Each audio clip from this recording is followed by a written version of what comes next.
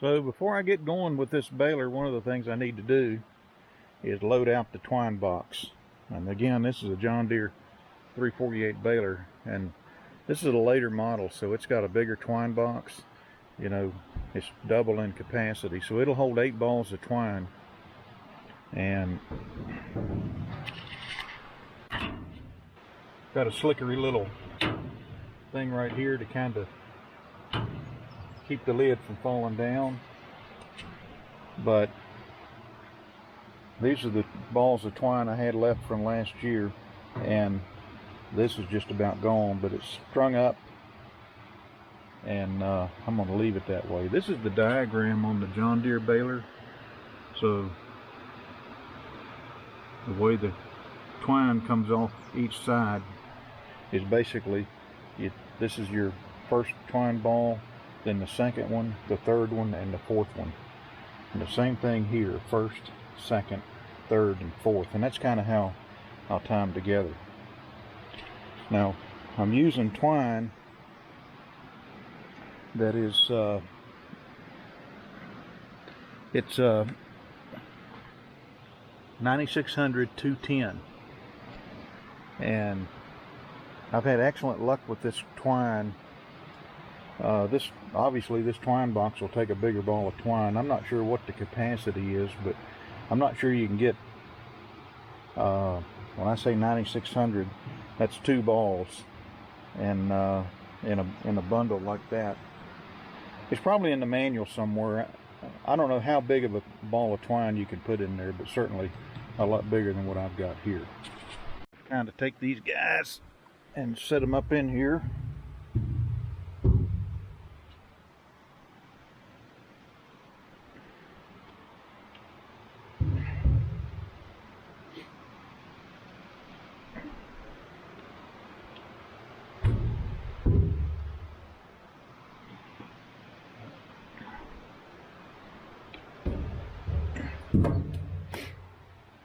And I don't remember the exact number, but my rule of thumb is I can do about 400 bales of hay on 2 balls of twine.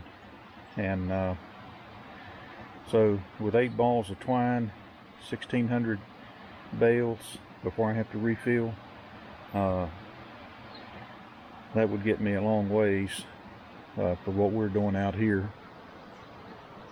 But it's nice not to have to stop and add twine. We are not going to do 1600 bales in one day. 1000, if I got enough help, probably 1200. But when I fill this twine box, it'll go a long way. And here's the, I don't know if you can see it, but 4,800 feet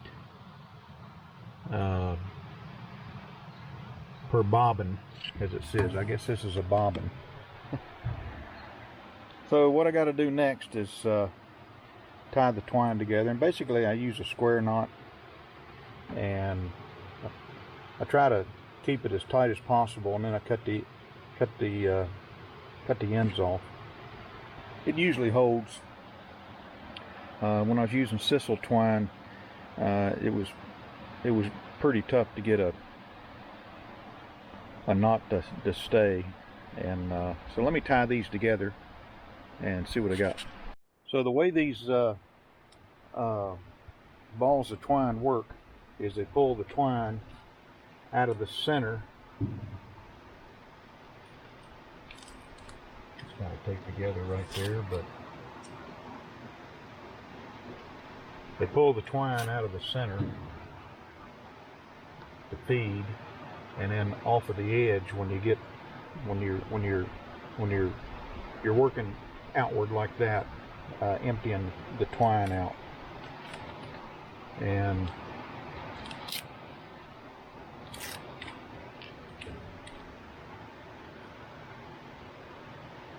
so basically, in order to make this pattern, I have to take this ball of twine, and like I said, I just use a square knot, and I use the Boy Scout. The Boy Scouts would say right over left, and left over right. And if you do that, you'll get a perfect square knot, or at least as perfect as I can do it. And then I cinch it up pretty tight. And then I'm going to go from here to the center of this one. Again, right over left and left over right. Cinch it up really tight. And then what I'll do is I come in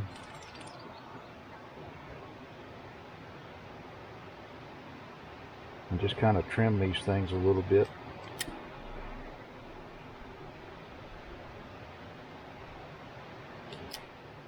And the eye on my needle is big enough for that to pass through. I've never really had a problem with that. I kind of give this one a tug and see if it's going to hold. And it is.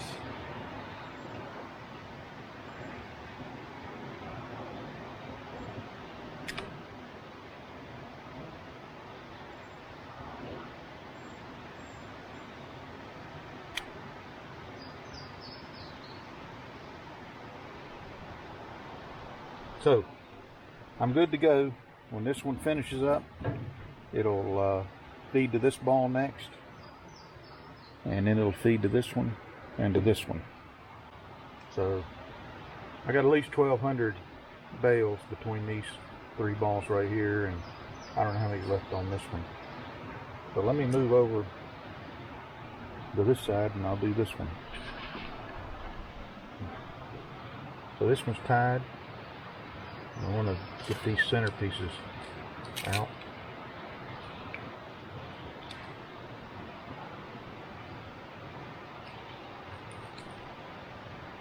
There we go.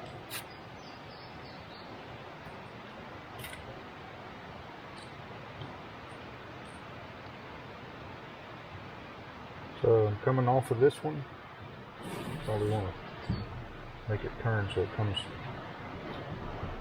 kind of like that, maybe. So right over left again. Put it over here. So right over left, left over right, and square knot is simple, but it's unbelievably strong. And trim it up.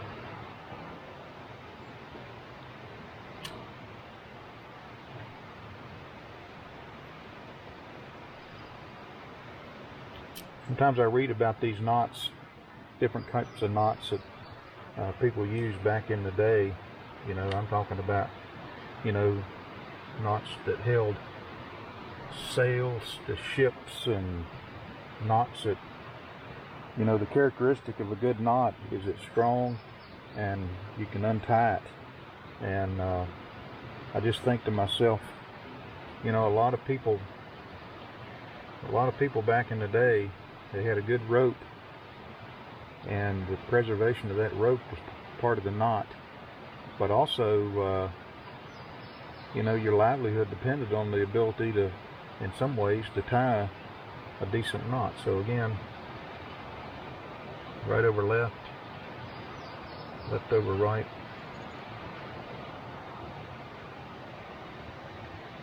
So tight. Right.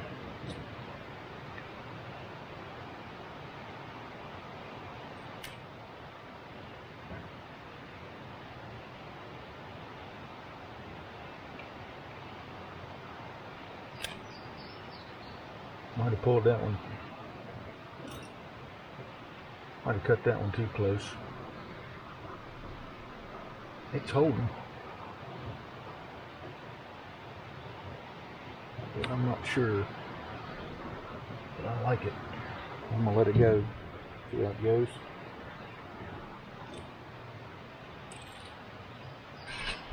So there it is. The twine box is loaded, and at least as far as this end of the baler, we're ready to go into the hayfield.